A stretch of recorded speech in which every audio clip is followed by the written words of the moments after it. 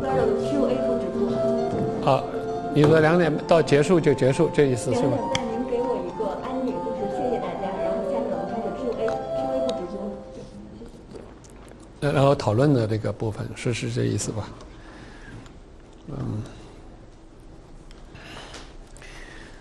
？Okay, let's start. Can you help me?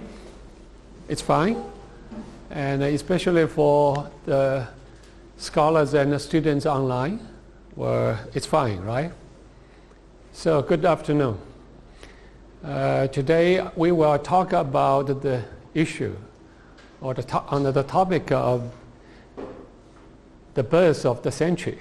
Actually, I published a book in the same title, in Chinese, of course. It's not in English. So here, please. And to talk about the position of 20th century China in Chinese and global history. So I will talk about the 4 questions, but this time because of the limit of time, I will focus on the first 3 issues. If we have enough time, we can talk about it a little bit later. So the one is how to define the 20th century in China. And the second is the imperialism and the theorization of 20th century. The third one is the creation of the preceding history of 20th century and the contemporaneous correlation. So these are 3 questions. We will start the first question, how to define the 20th century in China. Here now we are in the 21st century and almost the second decade now, the end of the second almost.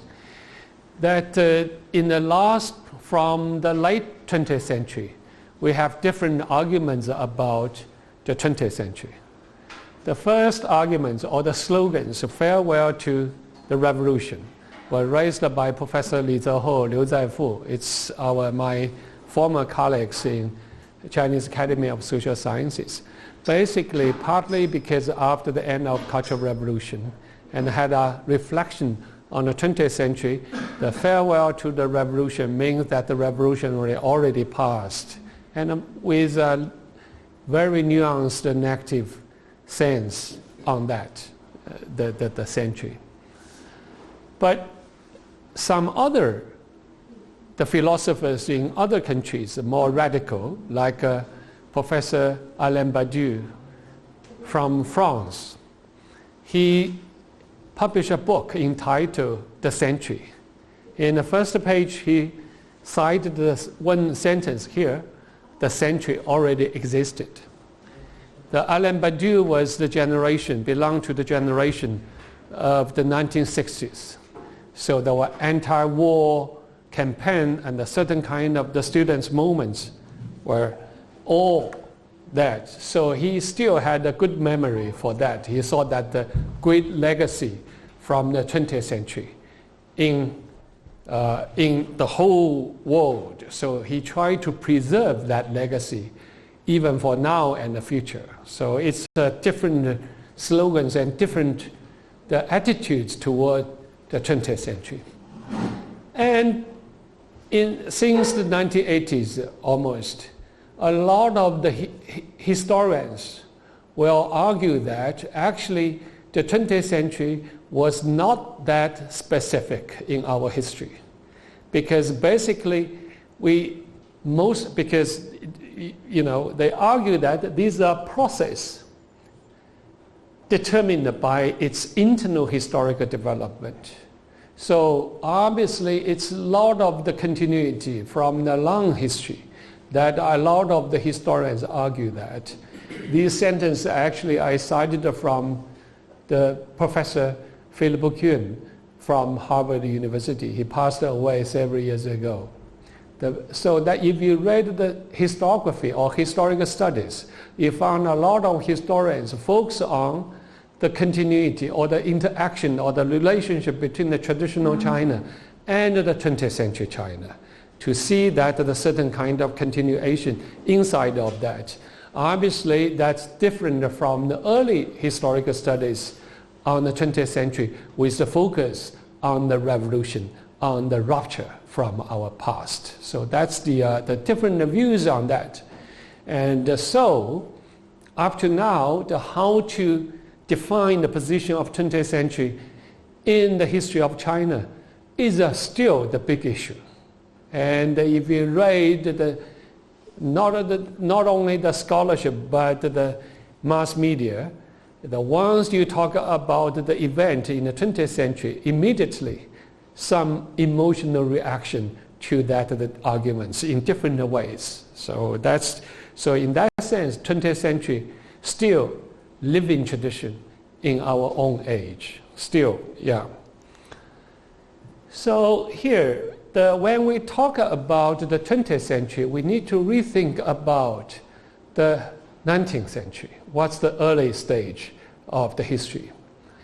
The idea of the 19th century in the world history is very important because basically 19th century is not something like the early period. 19th century, to some extent, for many historians, was thought as an episode of a certain kind of the period of so-called modernity or the modernization in the human history.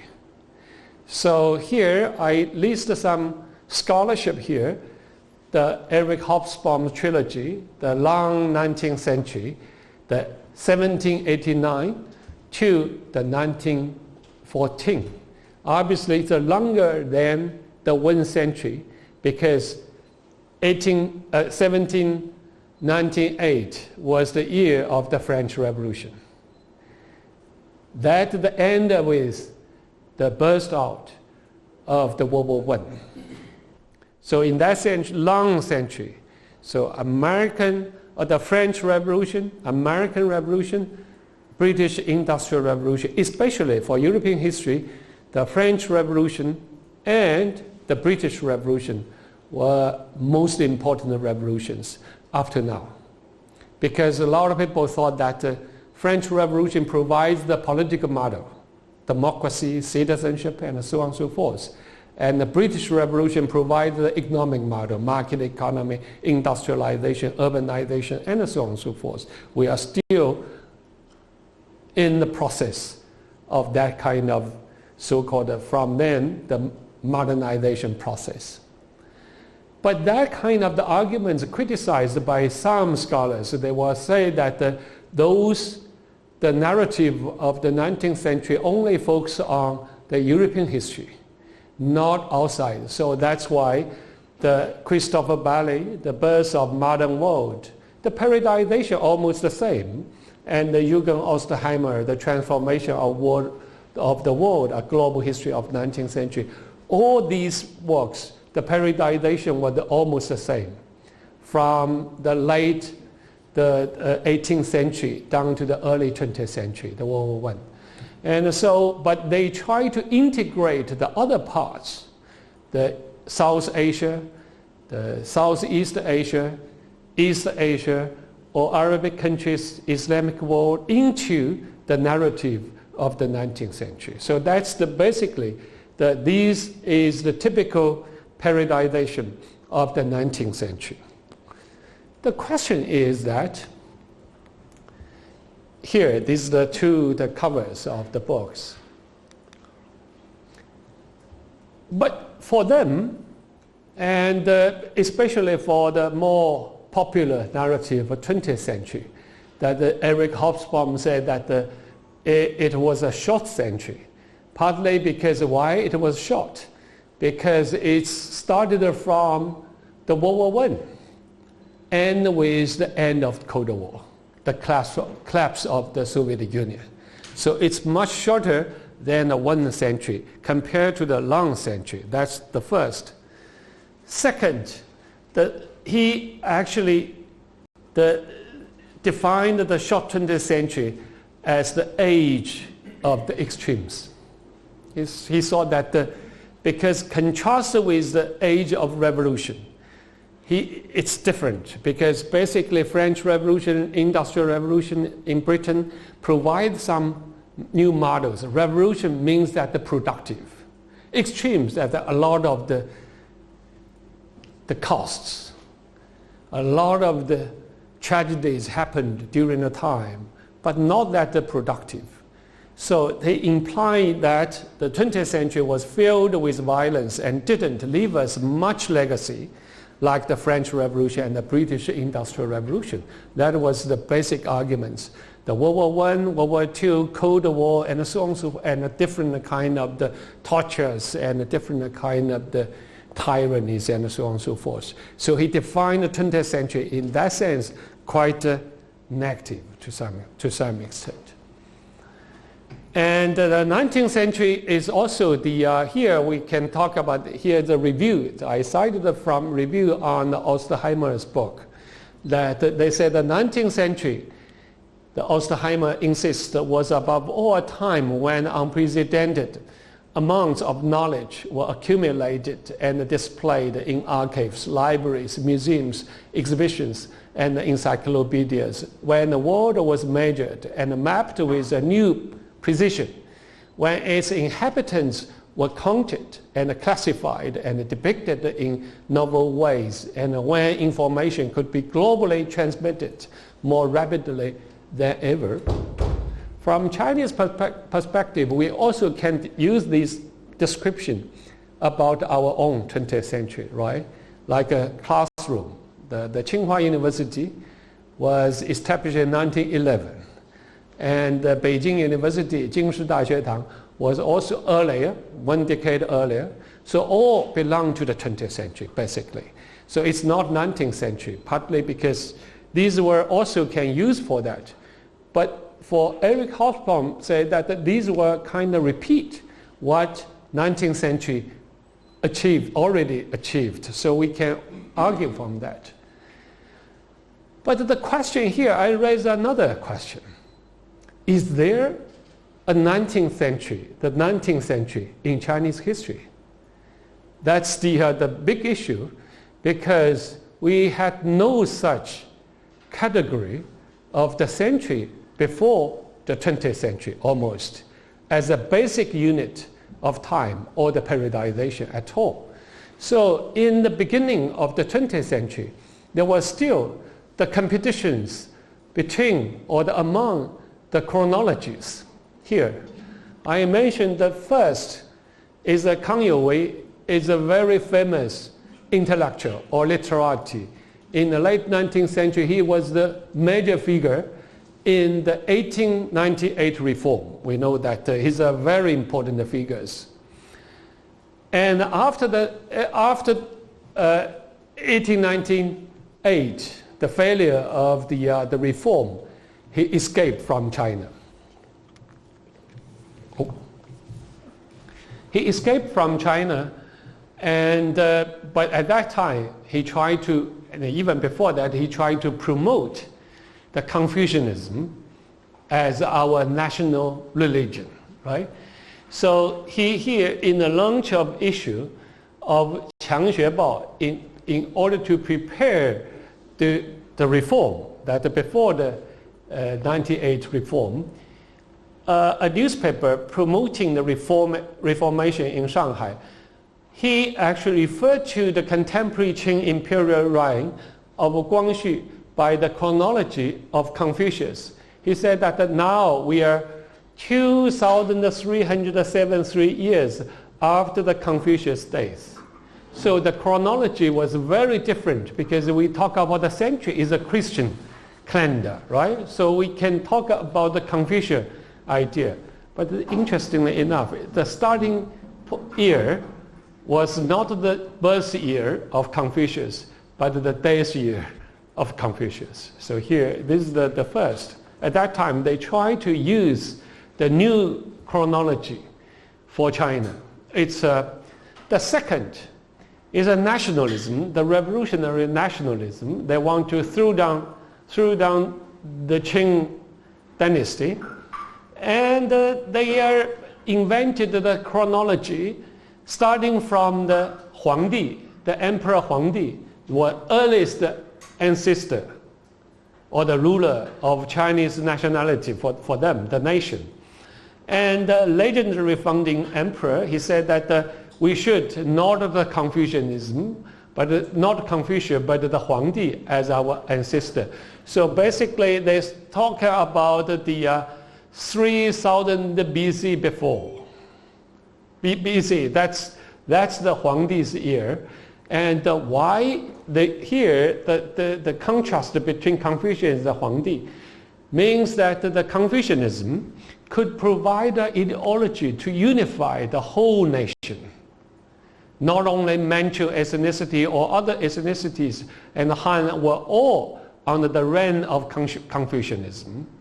But the Huangdi at that time was deeply influenced by the Western or the European nationalism. They argued that the Han ethnicity as the core nation or the ethnicity of the Chinese nationalism. So they pay the tribute or the respect to Huangdi. So they different chronology express the different political implications. You have the different political implications. So here in our country, we are all descendants of the Emperor Huangdi. People from different hometowns are actually one family. That's later was also the same. They try to combine these were together. Now we can see that the Yan Huangzi and Confucius were all treated as our ancestors. So this is a contemporary situation. And of course, these were the first. Now we can see that who is the first of the people who raised the issue, try to employ try to use or the popularize the Huangdi calendar. It was the Liu Shipei. Liu Shipei later, have you seen that the soap opera or the TV series 觉醒年代, Awakening Time? And Liu Shipei at that time was thought as a conservative intellectual during the May 4th period. He was on the opposite to the New Youth magazine, the Chen Duxiu and so. But in the early 20th century, he was an absolutely radical activist, strong anarchist, and together with a nationalist.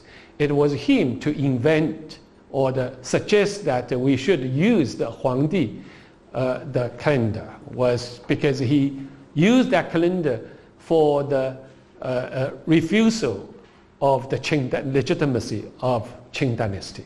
So he fought for the revolution against the Manchu Empire.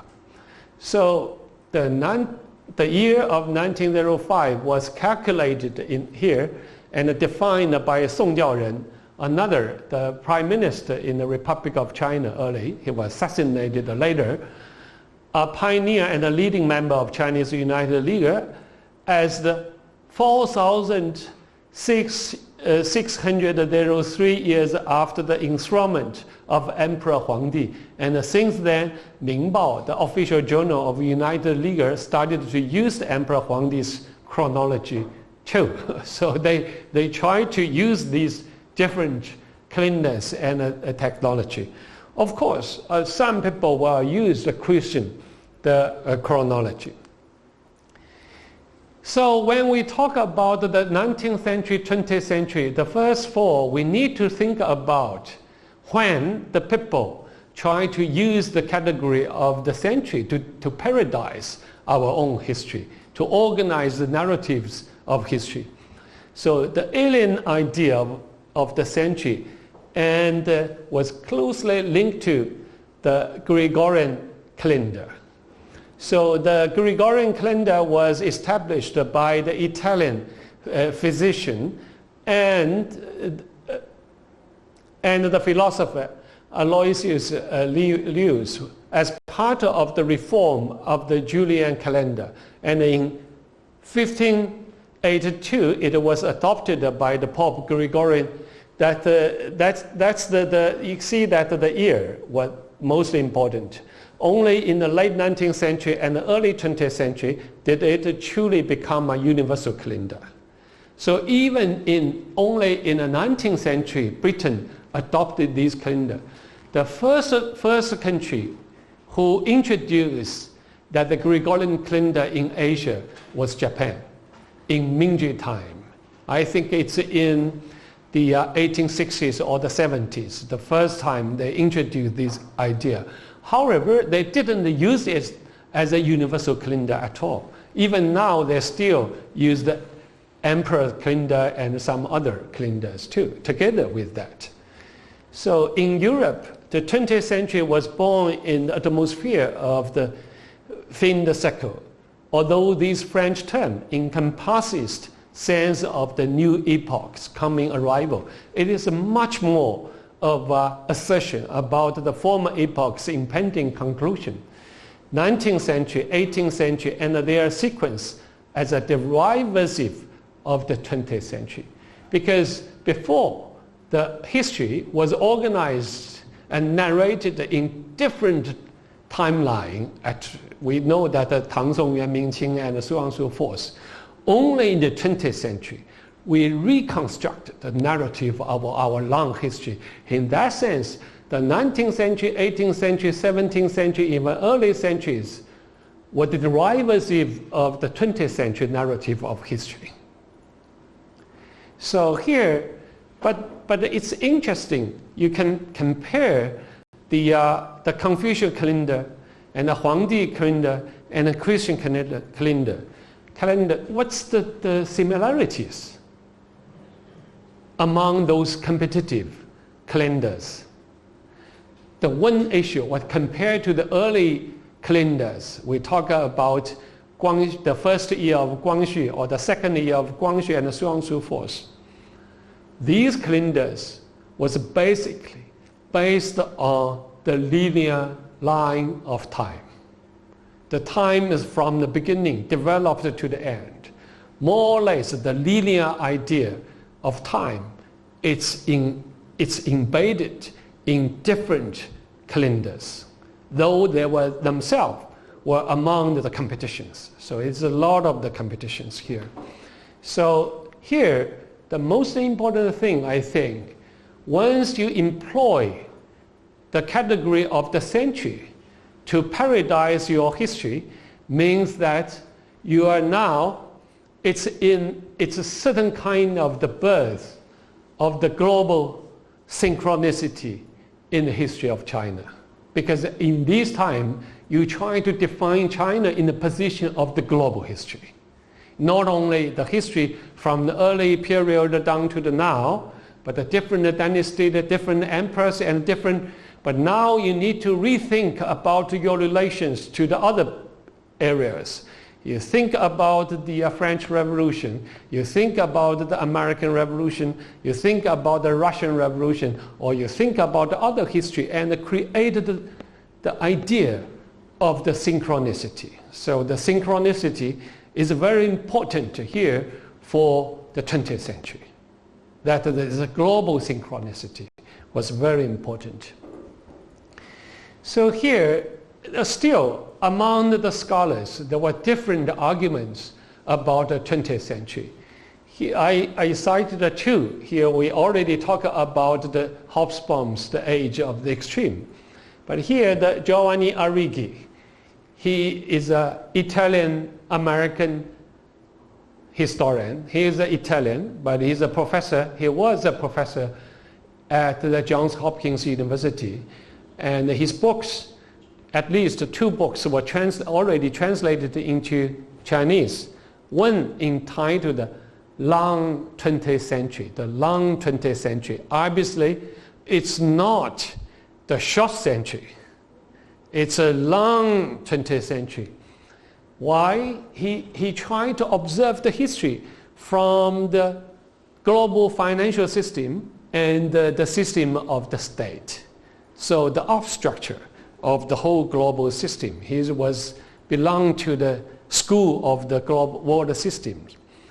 His argument that because the whole world it's one world systems, but with the focus, some center of the world system is shifted. It's always shifted.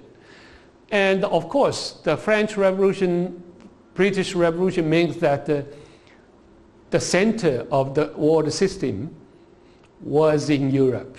the Western Europe or the Northwestern Europe. And but 19th century from late 19th century is part of the long 20th century. Basically, his arguments about the long 20th century started from 1870s. Means gradual shift that from the center of the global system shifted from Atlantic to the Pacific, from Europe to the North America. So in that sense, he tried to allow people now to talk about the American century. That means that the 20th century.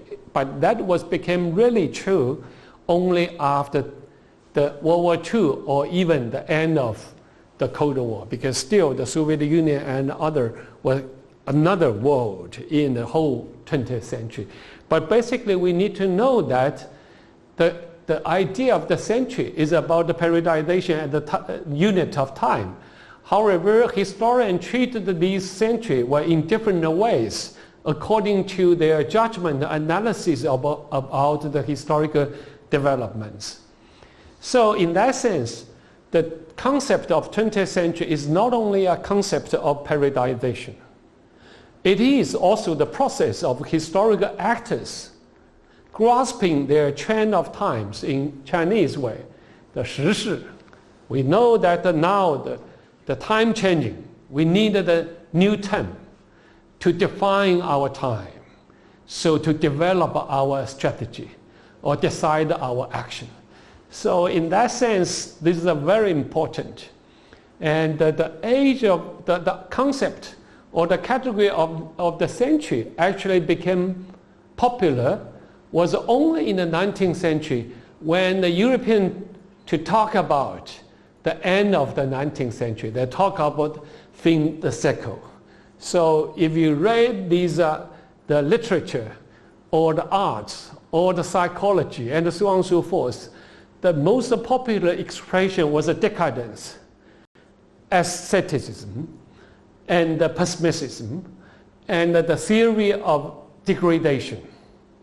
Before that, we had the early 19th century, we talk about evolution, theory of evolution. But now it's for the theory of degradation. So it's a thought that the sense of collapse of civilization by the end of, or around the end of the 19th century, from 1880s to 1920s, I think that periods were a lot of discussions about the decadence or decline of the civilization theory in the West. But on the other hand, you have the end of the century, but on the other hand, there was a so-called geopolitical panic. It's like in the political science, international relations, following the developments of the colonialism and especially into the new era of imperialism, so much discussions on the geopolitics. A lot of the classics of geopolitics produced in this era. So even the term geopolitics was from there. So basically, imperialists try to occupy the whole globe. So that's the period of the end of the 19th century or the beginning of the 20th century. So in this sense, the notion of the century is closely connected with the 20th century. So on the one hand is a temporal demarcation. They should use that the periodization.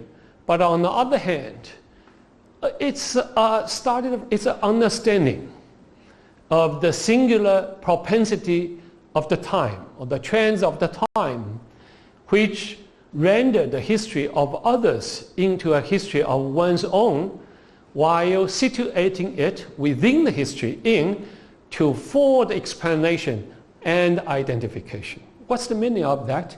As I said that when you employ the term of century to define your time, means that the emergence of synchronicity in the global scale.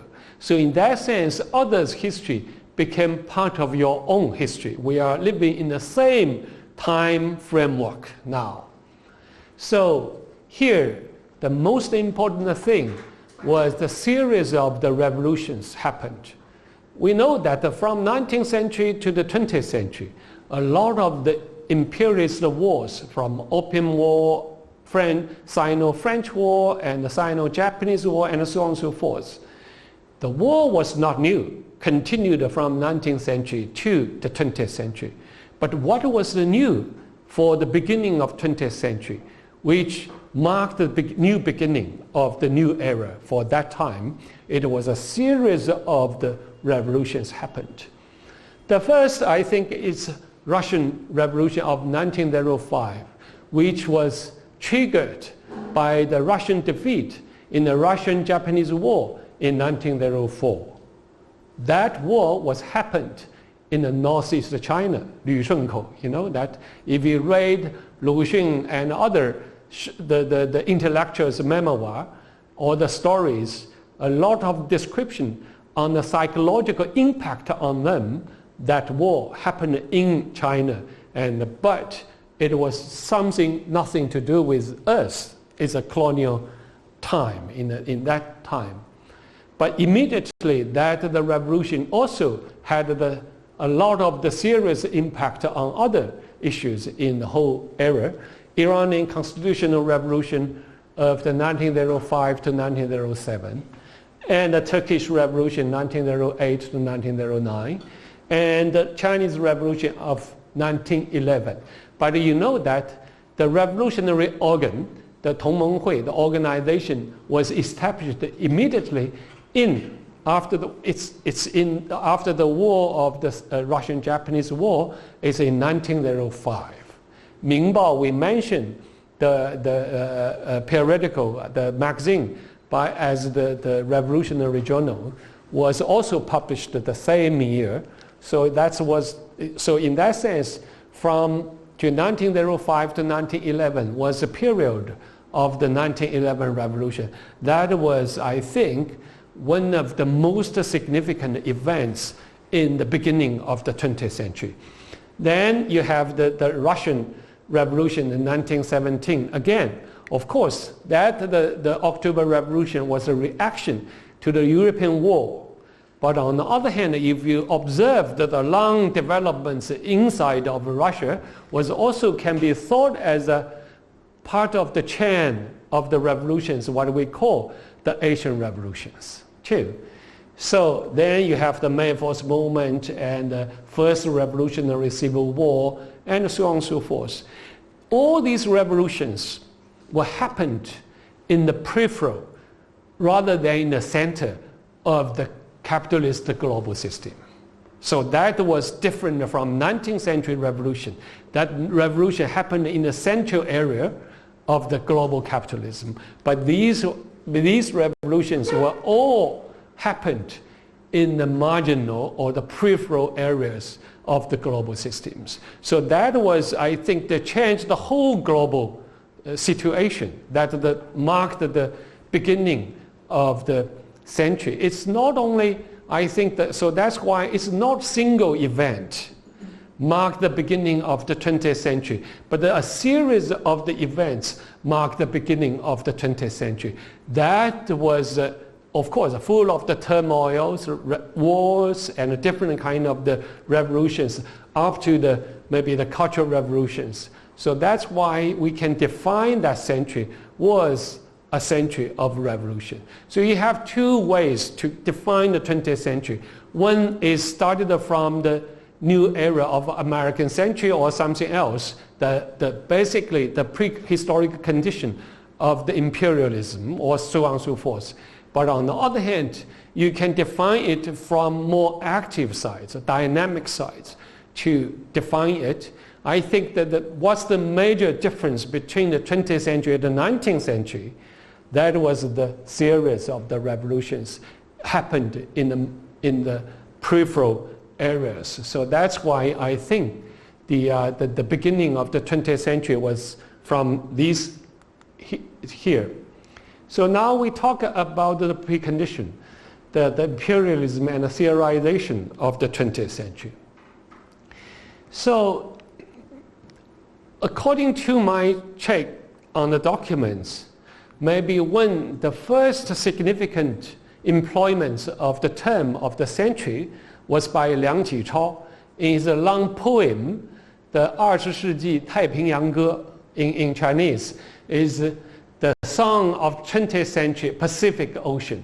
That was in the January 30th of 1900 in Honolulu.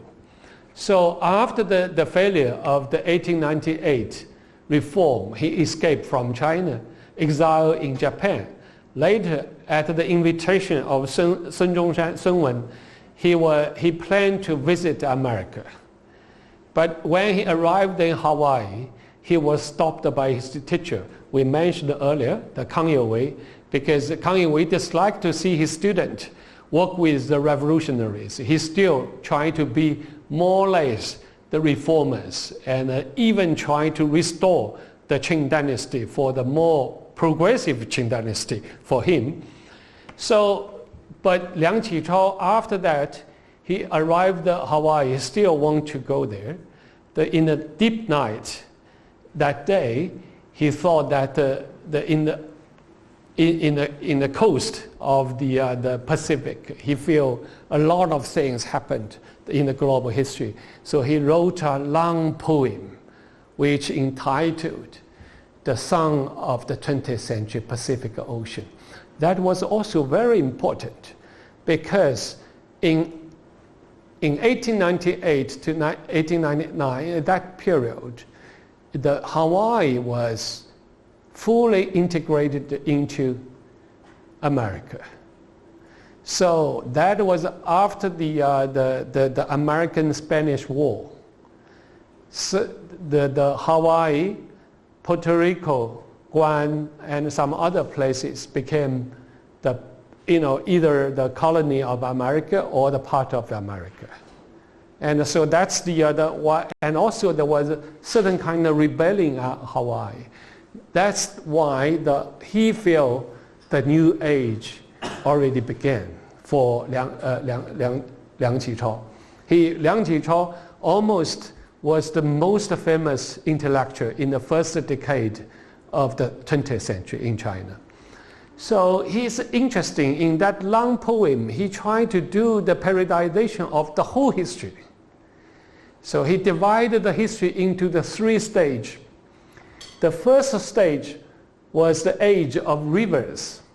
For him, the early civilization in China, India, Egypt, the Asia Minor, the age of chaos. This is the age of chaos. You remember that in Chinese, age of chaos means 居乱世. So it's a Confucian periodization of the whole history. The first stage was the age of chaos.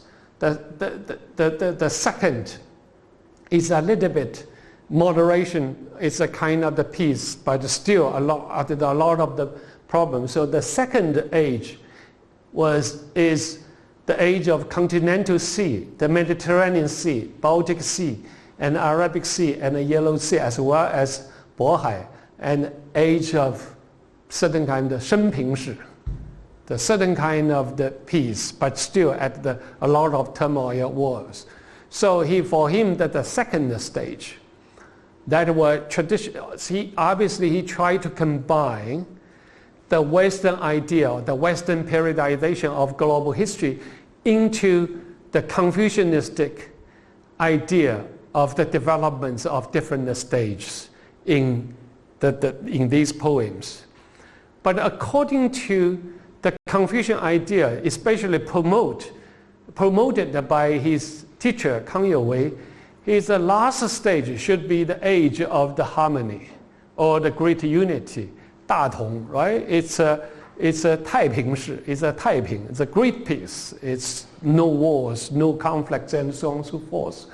However, he didn't use the term 太平世 because he felt now by the end of the 19th century, the human history entered into the new era, which full of even more dangerous, full of the dangers, the threats, and the clashes, and the possible atrocities.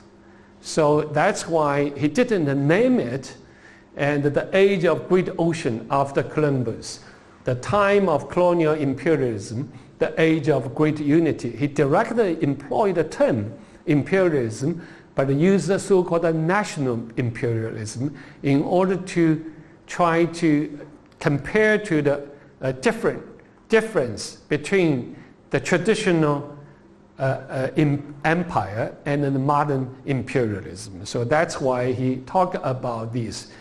But he didn't use the Great Harmony or the Taiping, partly because in that sense means that the traditional narrative of history here was bankrupt. You cannot continue to use that, the progressive stage, to describe the whole situation of the global history and the Chinese history too.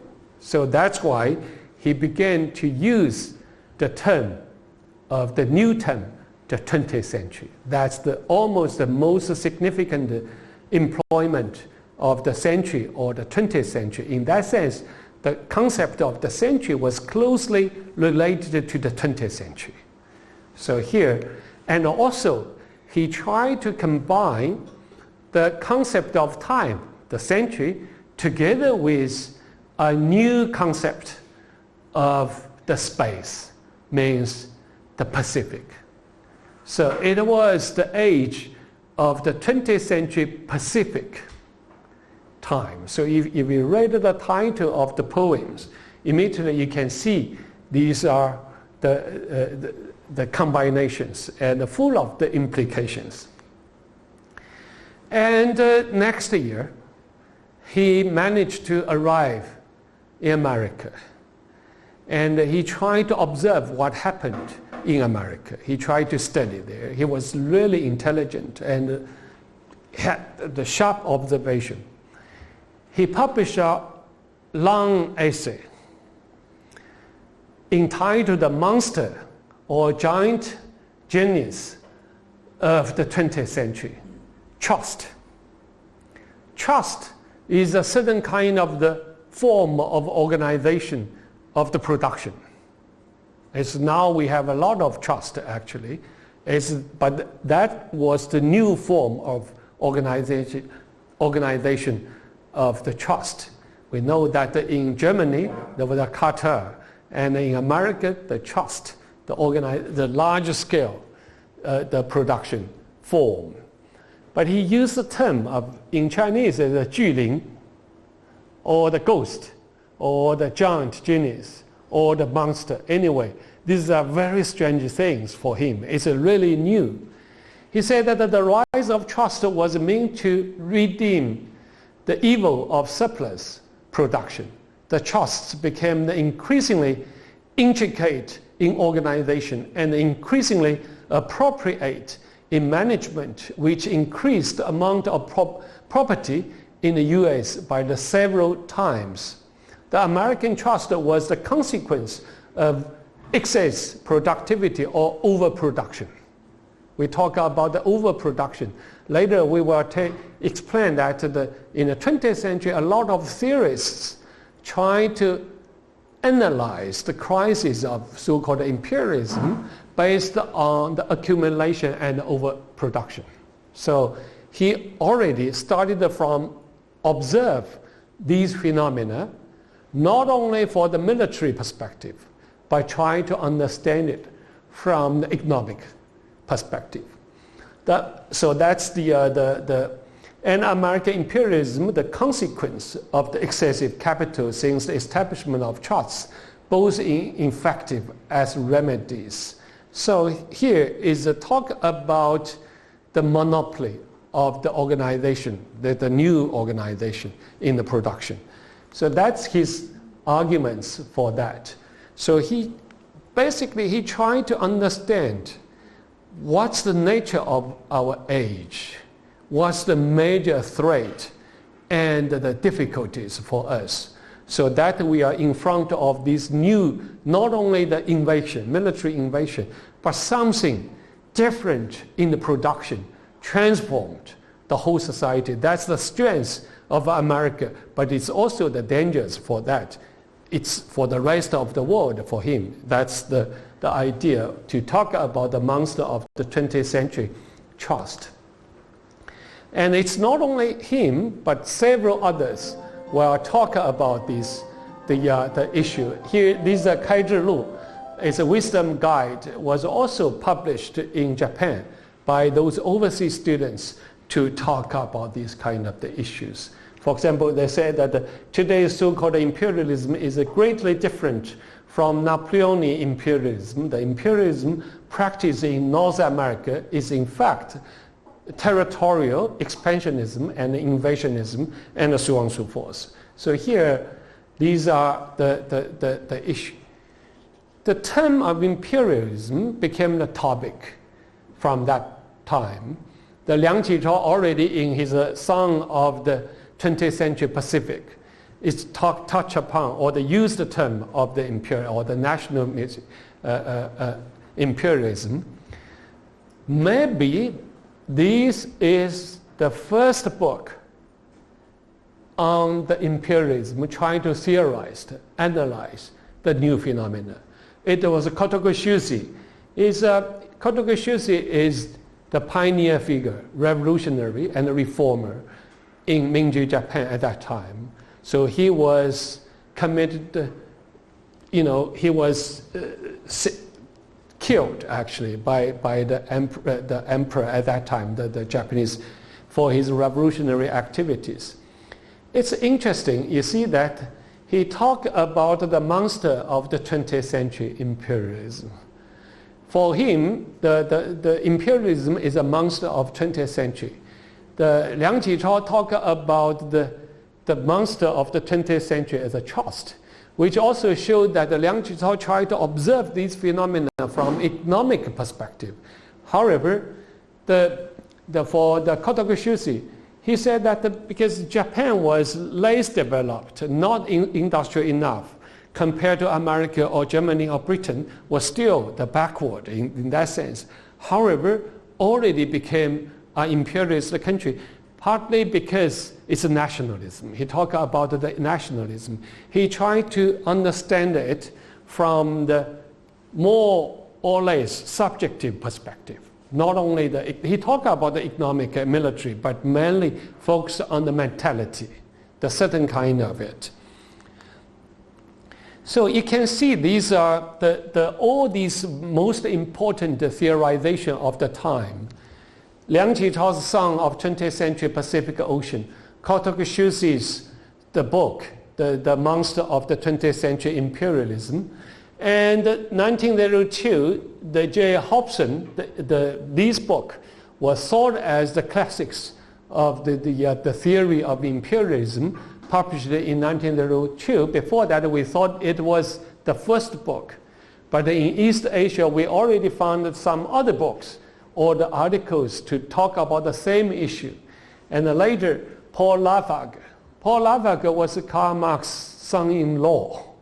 Actually, in the same year when the Liang Qichao published The Monster of the 20th Century, The Trust, he also published a long essay, the small pamphlets on the trust. So these are all. The later, the Rudolf Hilferding, the finance capital, that was the classics for the financial capitalism. So that's the later we know that the Rosa Luxemburg, the Kautsky and the Lenin's book was classics in these regards. What I list here, they developed the different perspective. For example, the underconsumption and the overproduction for Rosa Luxemburg, for the Hobson, and for the financial systems, the financial capitalism, the Hilferding and the Lenin were all different. So actually, if you read the Liang Qichao, he already touched upon different aspects. Not as systematic as those theorists, but he touched upon almost most of the major issues. So that's the whole period, the people to talk about this, and which shows that what I talk about, the so-called synchronicity. We are living in the same world, face the same challenges in different regions, not only for China. So here, that there was a lot of the wars and the revolutions. If you look at it, it's the full of the wars and the revolutions in that period. So if you think about the early legacy of the 20th century, is the people try to rethink about what happened to the world and what happened to the China and what's the challenges we are facing. So that's the basic situation in China. So in that sense, the concept of the century conveys epistemology of that feeds the diverse species and their historical lineages into a universal vision of synchronicity in which the relationship between China and the West, between the ancient and the contemporary, cannot be described with binary categories such as the West represented by science and technology and China by culture, nor can it be regulated with European versions of universalism. Here is a paradoxical phenomenon, because we are living in the same age, in the concept of time and the space, we are in the so-called synchronicity. But on the other hand, in the whole 20th century, we developed these binaries, West vis-a-vis China, and the East and vis-a-vis the West, and so on and so forth. So here, but the substance of it is not completely different. We talk about the different positions in the whole system. When we talk, it's really interconnected. So in that sense, the notion of the century symbolizes the birth of a universalist conception of history and the contemplations on the internal imbalance of this universalist history and the subsequent contradictions and conflicts. Is the different positions and the imbalance or the unevenness of the universalist history. Not simply we are completely different by nature, but we are now intertwined, interconnected, but in different positions within the same globe and in the time of synchronicity. So that's at that time they talk about the revolution for the independence as a form against imperialism that started from the beginning of the 20th century, developed into the 70s, for example, the national liberation movements still in different regions happened here. So here, these are from Kai-Zhi Lu, we cited from the beginning. They say that now Asia and Africa have just undergone the incidents in Philippines and in the Transvaal. Future conflicts between the independence and the imperialism would be the way more intense than the revolutions in European countries. Here it's interesting, in the beginning of 20th century, he tried to understand the situation of Asia together with Transvaal. Do you know the Transvaal? Where is the Transvaal? It was in South Africa. That in the Boer War, there was a war by the end of the 19th century. It was a Boer War. Britain had the conflicts with the local small two, the republic, that a huge the global impact in the different regions. So the first, without the connection in time and space, it's difficult for the Chinese intellectuals to define these events far away from China as a reference to think about our future or the fate, the conditions of that. So these are the connection. Without that, the timeline of so-called synchronicity, it's difficult to understand these connections or interconnections. So here I will talk about the part 3, the creation of the preceding history of the 20th century and the contemporaneous correlations. The preceding history of 20th century China came into being as it absorbs the external into the internal. This new political thinking had a certain anti-historical quality, means that a lot of people in the 20th century believe that we are now living in a completely different new age. So the breaking through the conventional borders of historical narrative and including the narratives of others in political thinking. The term in Chinese in the 60s, 40s, we always talk about the 史无前例, no early examples of in the history. But of course, now the historian already try to find the connections or the continuities from the early period down to now. Still, we talk like Confucianism and cultural traditions and so on and so forth. But the 20th century, the breaking through the conventional, the border of historical narrative was somehow is a condition for the new political thinking. So that's I give you the examples. And also that give you the possibility to rethink about our way of thinking. In the beginning of 20th century, a lot of the discussions in different political camps, reformers, conservatives, or the revolution radicals, when they talk about China, actually they made the reference to Japan, to Germany, to America, to Britain, to France, to Transvaal, to South Africa, and some other, India too. Before that, if you read any kind of the documents in China, they will talk about the so-called the golden age, 3 generations, 三代之治. It's you talk about the ancestors, or you talk about the great emperors to imply what we should do. But now, the people talk about the Russian Revolution. They debate about the nature and about the Russian Revolution. Some were critical, negative, but some were positive and embraced.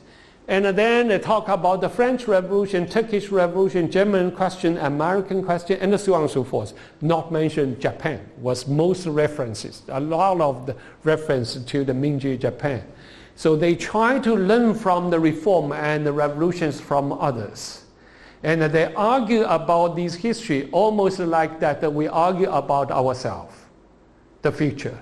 So that was, if you compare to before the 19th century, even in the mid-19th century, like Gong Zijin and some others, they always talk about, but the major political treaties focus on our own history.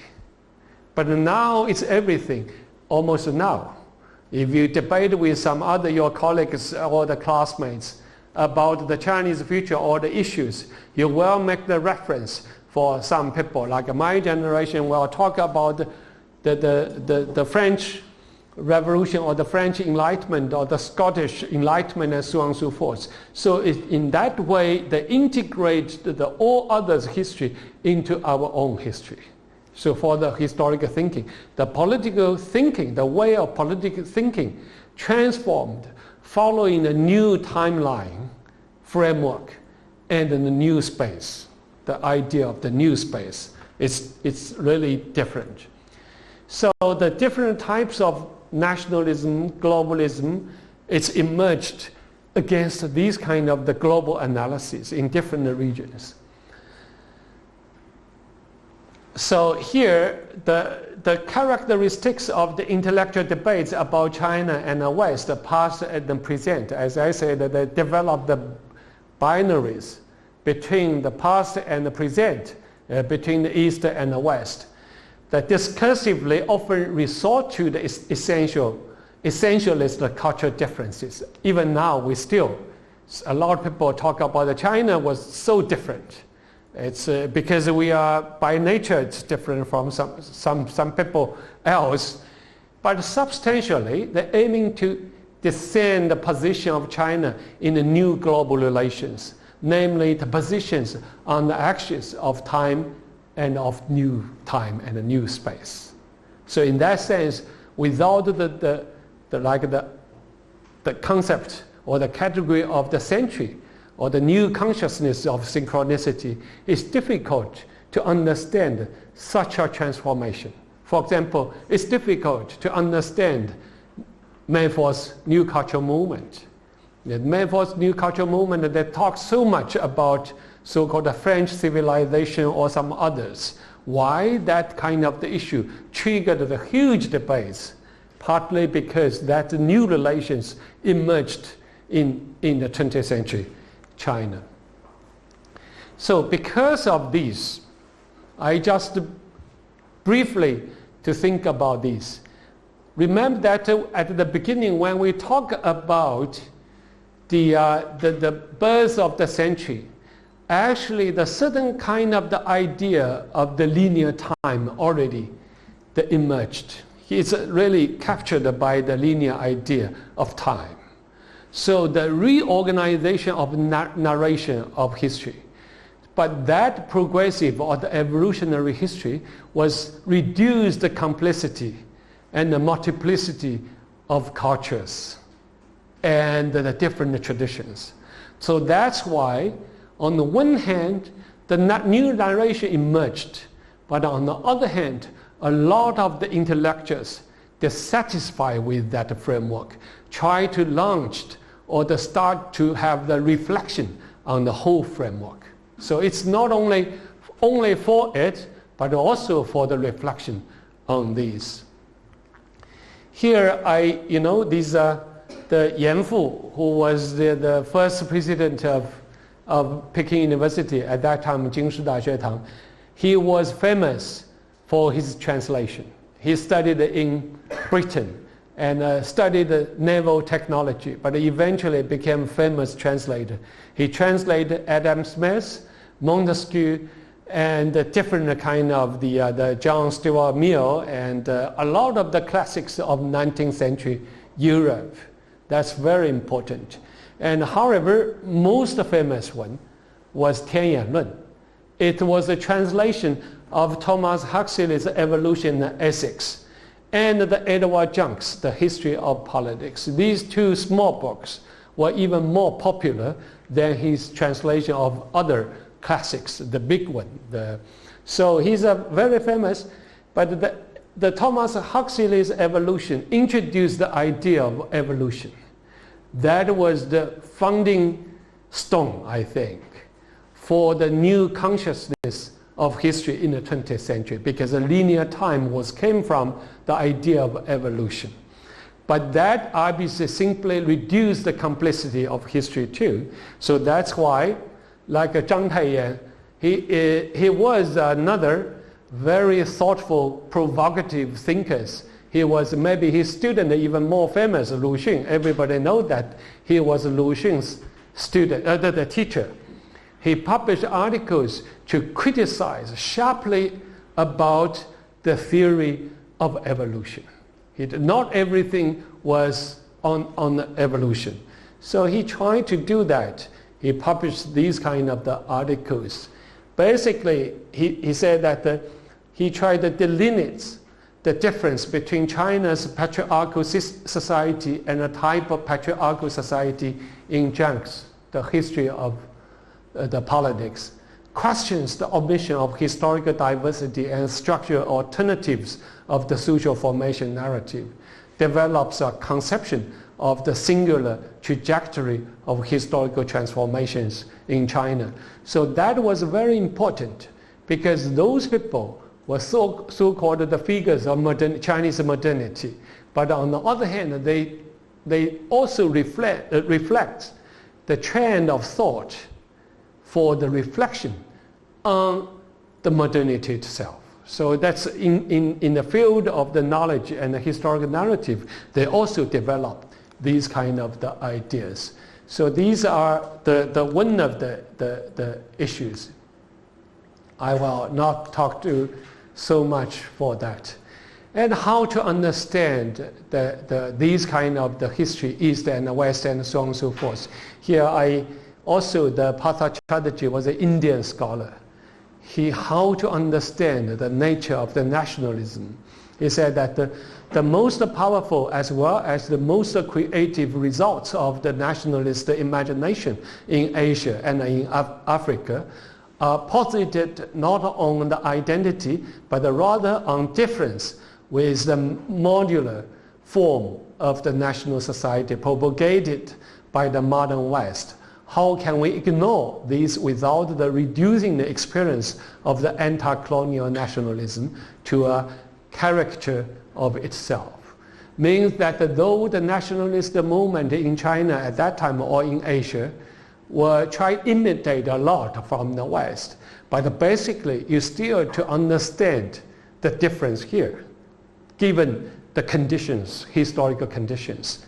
So that's the idea. And also the 20th century arguments about our language is another issue. Mayfor's movement was a vernacular movement. We changed the way of communication. Especially, this is the issue. But that where all these kind of the issues happened and became the topic of the debates. So some people promote the spelling system for Chinese, right? It's they simply some radicals like Liu Shifei and those people. They even the anarchists, especially those anarchists living in France at that time. Wu Zhihui, have you seen that from that the TV series Chen Qiaodian, Chen Yannian? All those people deeply influenced by the idea of anarchism. They even promote the Esperanto to replace the Chinese. They thought that we are for this, but the radical revolution in the linguistics. So in that sense, the 20th century revolution was not only about the wars and some other socio-economic relations, but also the cultural relations. But obviously, there was a counter-arguments for this. And Zhang Taiyan and those people were strongly against this, because he said writing is science for language, language balance of thought. Though languages are natural, but it's not because they existed in the universe from the beginning. The origins of the language is by the effort of man. Hence, the language roughly conforms to human happenings. If there were disturbances in the human events, so will language and the writings be disturbed. So preserve our own culture is also somehow the mission of the 20th century too. So in that sense, it cannot be simply say this is a conservative up to now. So these are also they give our lot of the cultural legacy here, even in the age of the revolutions. So we can think about these. He talked about these are another sides. Lu Xun was a radical one. However, he even said the superstition may remain, because some imagination, some ideas came from there too. So these are I have no time to finish all the discussions about the century. I only talk about the beginning of the 20th century. Then we should ask the question, when the 20th century end? Whether or not it's already ended or still ongoing. So we are living in the 21st century. If the Giovanni Arrighi said that this is American century, a lot of people thought that, but still America was dominant in the world. How can we understand the whole global system? And the collapse of the Soviet Union together with the Eastern Bloc was marked the end of the Cold War and end of the Eastern Bloc system. But a certain kind of the transformation in China took the different ways. So how can we judge the continuity and the ruptures in here? So remain a big question for us. Thank you.